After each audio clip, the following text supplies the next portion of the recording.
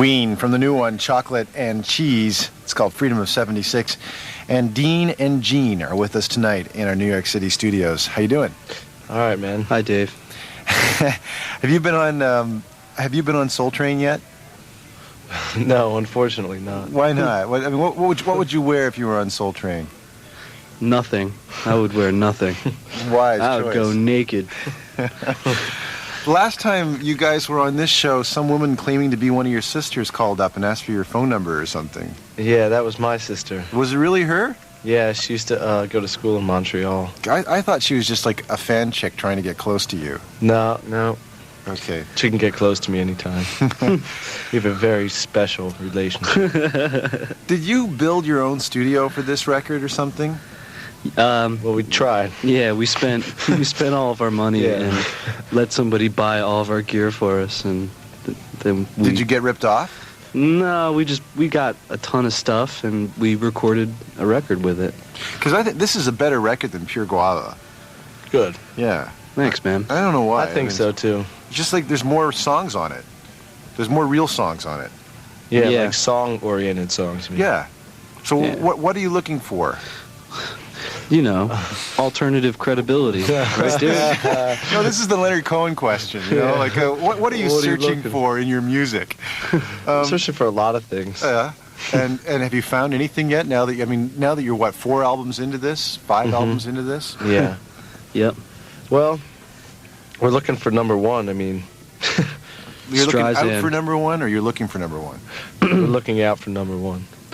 Streisand, man. We want to attain a level of fame parallel to someone like Streisand or Yeah. Sinatra. But I mean, in all seriousness, Not that is even what we're out for. Sinatra at this point, just Streisand. well, anyone Sinatra's pretty old right now. Yeah, and Streisand's got it going on. That's what we want to go for. Yeah, but she went away for, I don't know, 20 years or something. She didn't perform live at all. She just put out some lame studio albums. Yeah, she And can so- do whatever she wants. Yeah, she sells tickets for like $500 a piece. Yeah, to charities. Right. And people show up. The cover of the last album you put out, wasn't that some sort of Leonard Cohen reference there? 2 albums ago. Yeah, the pod. Right. We're way into the co. You are, huh? The co, Down man. with the co. Down with the co, man. What did you think of the last album? Is that I love it. the future? Yeah, the future. He's on to something pretty heavy. Yeah, I think. man. That's like, that record is so deep. That record is so deep. Basically, that the dude I is can't even deep. believe it. If you're Like- talking deep. Do you guys understand what he means when he says the men dance on the polka dots? Like that's, to That me, that was song- incomprehensible. No, that song is actually unacceptable. Is that the one? And the girls, they dance in lots and... That's right. That song, no, I don't like that one. See, I'm not very smart, and sometimes when I listen to like Leonard Cohen, I just not smart enough. I can relate better to like Judas Priest or something. What's the best live act you've seen in the last year or so, since you built your studio? I've seen some great shows this last year, actually. Some tremendous gigs. We just saw Willie Nelson. Really? You At saw the, Willie? Yeah, like 5 nights ago or something. Yeah, at the Sands in Atlantic City, and it was just amazing. I'll tell Such you. a good show. I saw the artist formerly known as Prince about a month ago. Yes. And it was the best show I've ever seen him do, and it was maybe the best show I've ever seen, or it was one of them for sure. Because We've seen some great stuff. We saw the Boredoms Oh yeah. from Well, Japan. That's heavy. Saw P-Funk like 5 times. Yeah. Well, P-Funk are always great. Yeah. P-Funk never disappoint. But But I the think Meat Puppets. I saw the Meat Puppets. They were tremendous. Yeah. Mhm. Yeah. Saw Sinatra. He was tremendous. No. Yep. Yeah. Was he facing the right way on stage, or was he? We were, we were right directly under his feet. We had the best seat in the house. Yeah, It he pretty was crazy. He was really good. That's because you're hometown Jersey boys. Is that why you got in, or you got the good seats, or No, you we have a coughed up connection the there? dough, basically. Yeah. Yeah. We were willing to shell out 200 bills to see Frank. Now, when you perform live, do you take messages? Do you take any cues from Frank? Is there something that he has in his live act? He always. Oh yeah, The hand motions, I mean, for one, definitely.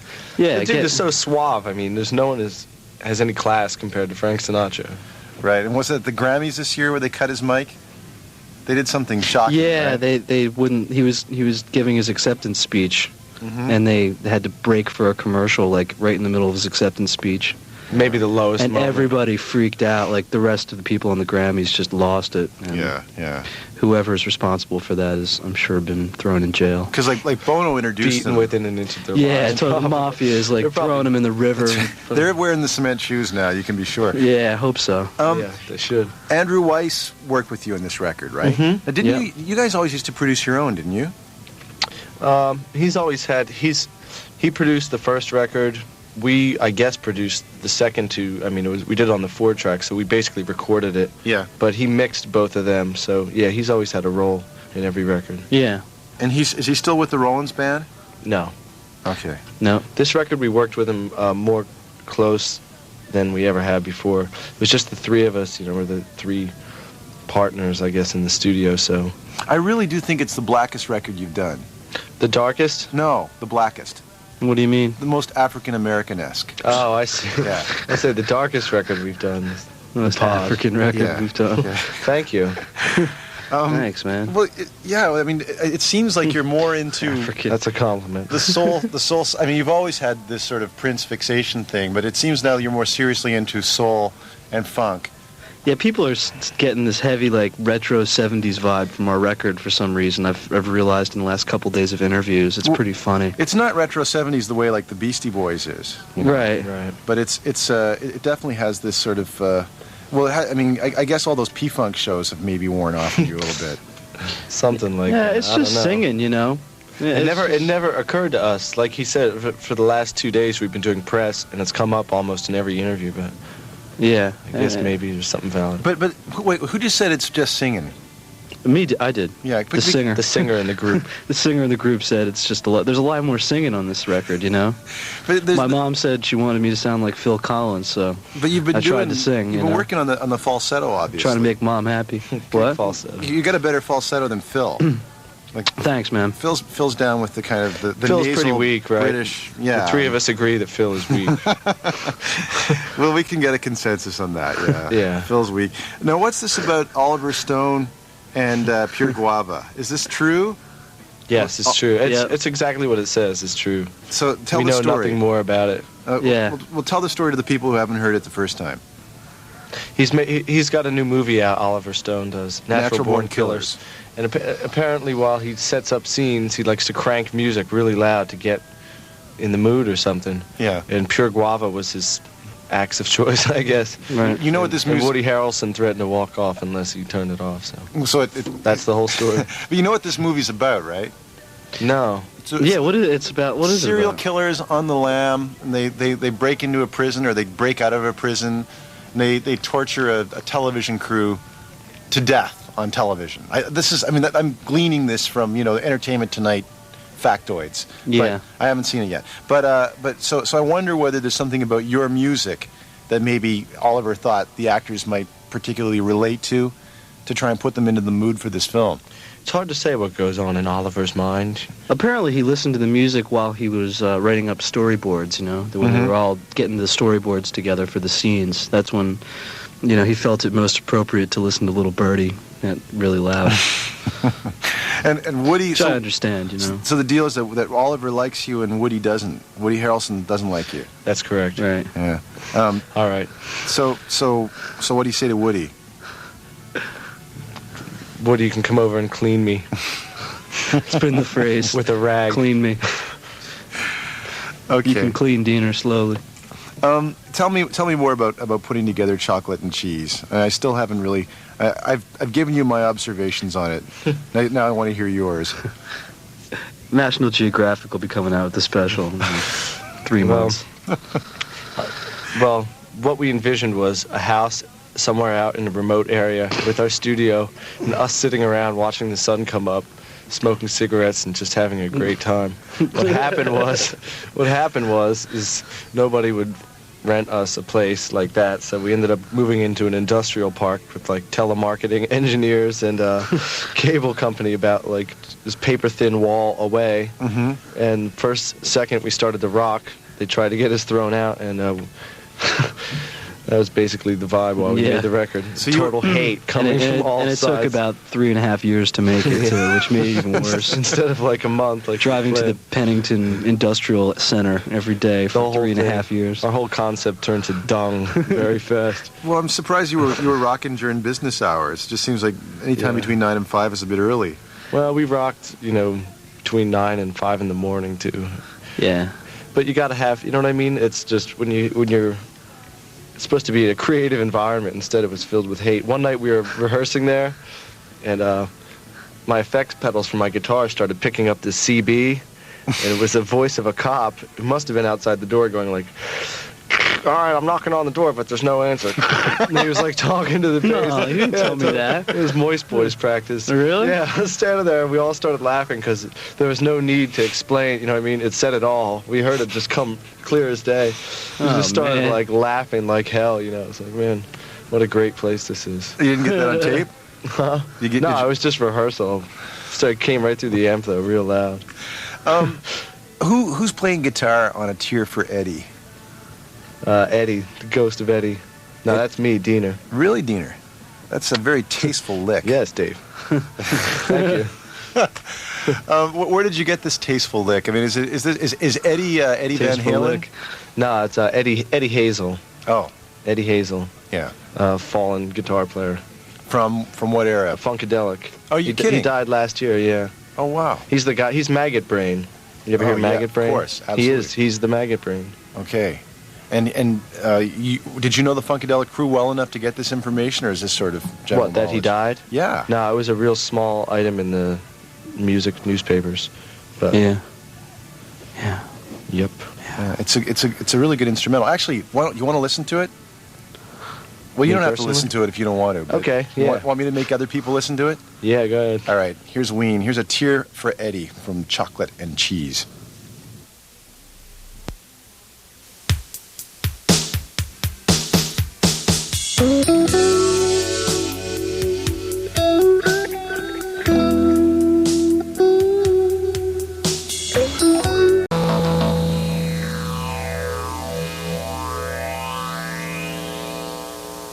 Ween from Chocolate and Cheese, and A Tear for Eddie is the name of that track. And Dean and Jean Ween are with us tonight in our New York City studios. Did you guys make a lot of money with Pure Guava?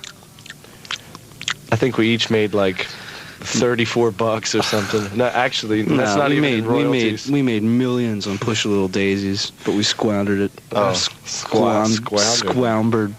Squambered it all away on. What was the most squanderous thing that you did on Blow? Oh, that's so rock and roll. That's not even worth commenting on. We didn't even make enough money to buy like Blow with or anything. But it's not like you. It's not like you have to, work in a photocopy place or anything like that. Well, we try to tell ourselves we don't, but I'm probably going to pretty soon. Was there like nothing that came with the success of your first made? I mean, you sold 100,000 copies of Pure Guava. And one of them went to Oliver Stone. Mm-hmm. Yep. Well, no, we took our money and we built this studio with it, and that's, I mean, it was like the responsible thing at the time. But the fact of the matter is like now there's no cheese for Gina and Diener. We're gonna sell the whole studio though, and party down. Buy Blow. Yeah. Is your dream to produce other acts? Is it to be like kind of like Kramer? Yeah, that's my dream, man. To be like Kramer. Why don't you go to hell? No. There's no music that I don't know. If I heard that if some kid gave me a tape and he was like, he was awesome, then maybe, But other than that, most of the tapes people give us is like stupid things they do on a 4-track. They think that we would like. That's because they know you like. The fact of the matter is that we listen to like Led Zeppelin or something. How is it that you're into soul and funk and that you're not into hip hop at all, or it doesn't seem like you are? I'm way into hip hop, dude. You mean why don't we record hip hop? Yeah, there's no like real hip hop beats on your stuff. Not on Chocolate and Cheese anyway. Maybe on the previous. Because we're white boys. If you heard me get on the mic, you'd probably never talk to me again. Yeah. No, I could never pull it off either. My rhyme skills suck. Oh really? I'm a sucker MC. But your Spanish is pretty good. No, we'd get zapped with Public Enemy's Culture Ray. Did you ever see that video? Yeah. It's like hitting the white boys with little turnaround baseball caps in their garage. Nah, but white boys shouldn't rap. It's ridiculous. Really? It's stupid. What about House of Pain? Huh? What about House of Pain? What about... No, they're different. They're Third Irish. Base? No, but they're Irish, though. And Third Talking Base? about American white boys. Huh? Third Base? Oh. Now, anybody can, like, rap. You don't have to be black or white, but the fact of the matter is that on one hand you have Chuck D, and then on the other hand you have the guy from the House of Pain. I mean... And then you have Chuck D. There's a lot of sucker MCs, Dave. You know what I'm saying? And I don't want to be one of them. Know what I'm saying? Know what I'm saying, G-Man? Tell me about Voodoo Lady. This is what's inspired you for Voodoo Lady? The inspiration for that song is totally ridiculous. We were actually in New Orleans on the porch when we wrote Voodoo Lady. I think we're eating like 6 dozen oysters. Yeah, it was like, and then we said like. I think there was a chick actually that that inspired it. I think it was a girl in the bar of the hotel we were staying in. We were like, and I think we made a joke. Wouldn't it be funny to like write Voodoo Lady in New Orleans? How gay would that be? And then we did. Was this a tour, or was this like just you guys hanging out and being plantation? No, we were on the middle of a tour. Yeah, we had a couple days off. But still, it's authentic in that way, though. So when you guys written in New Orleans, when you guys are not working together, you still hang out together. Matter of fact, I think we were completely drunk on Hurricanes, if I remember properly. Yeah. The hotel room. But did you know that? I mean, did you know what kind of a sound it was going to be, or did you just write the lyrics then? No, we recorded it on a tape recorder. We actually went out and bought a tape recorder. Man, it's pretty harsh. I don't remember this. Now I'm starting to come back. I bought a conga drum. Yeah, you bought a conga. We got a tape recorder. We had our guitars, so we recorded it. Then we came home and we re-recorded it, and then we re-recorded it again for Chocolate and Cheese. And by that time, you were sick of it, or you still liked it? No, I think we kept re-recording it, so we weren't sick of it, but we wanted it to sound like the Nevilles, I think. Matter of fact, I'm sure we did. I think the first version, Gina was singing like Aaron Neville. Boy, so you're pretty serious on your days off if you do that amount of work. I think it's the only song we've ever written on tour. Yeah, I think we've written like 3 in 10 years that we've been together as Ween.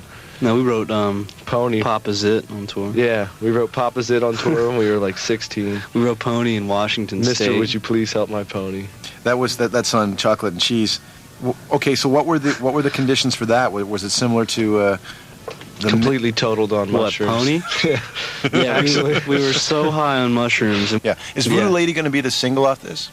Yeah. Yes, it is. Yes. So you're going to have like 6 remixes done of it? Yeah, actually, I'm pretty psyched for that. If you could have anyone remix it, who would you want? Prince. Yeah. Yeah, totally. It'd be awesome. Prince or probably Andrew would probably be a pretty good choice. I think he'd probably do the best job with it. This is Andrew Weiss, formerly of Rollins. Hey, does Andrew have good Henry Rollins stories to tell? He, no. Oh. What, is it sort of like what you see is what you get? We don't ask him, yeah. We don't ask. All right. Okay, let's listen to Voodoo Lady. This is the Andrew Weiss mix, isn't it? Mm-hmm. Okay. Totally. Here's Ween from Chocolate and Cheese.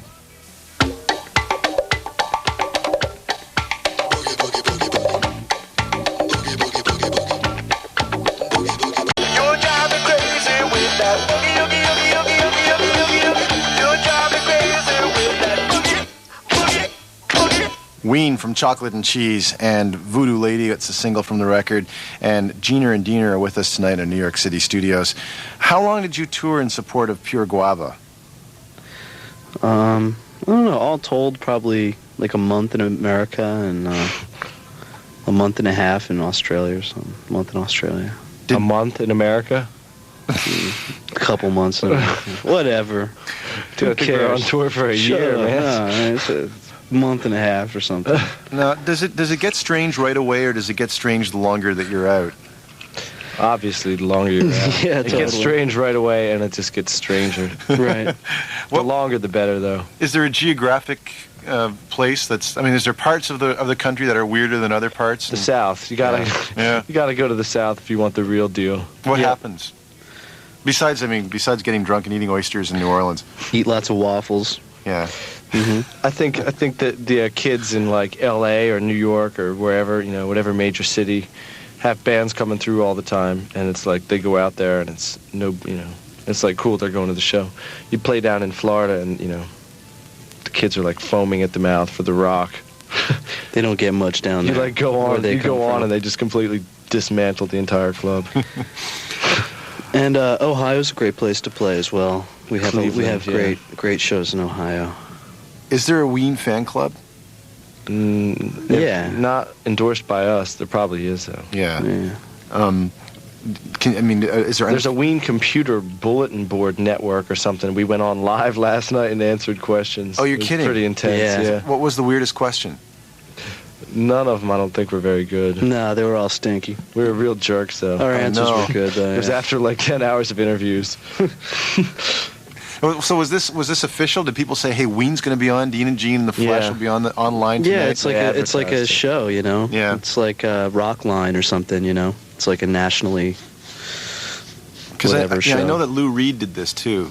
Well, I think this way you know that it's the real deal and they're not imposters, because there's a lot of imposters out there. Yeah, right. So it's like this official thing, and you know that it's the band that's talking to you. Right. I mean, I went online one night and pretended to be Miss Saigon, Yeah. So they totally bought it. And you were, man. You were Miss Saigon, Dave. As far as I was concerned.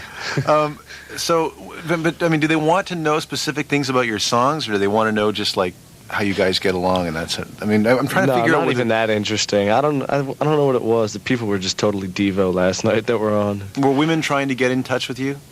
No, they were asking us questions that were like so stupid. It was kind of like, yeah, you could answer by going yes. Where can I buy your records? At the record store, stuff like that. Type in. Yeah, at the record store. Have you ever been part of like a big Lollapalooza type thing? We played a festival in Australia this year for like something like 60,000 people. It's pretty gross. Really? Yeah. It was excellent, actually. I was kind of scared to death. Never played to like a huge PA system before. You feel like Mick Jagger or something. It's great.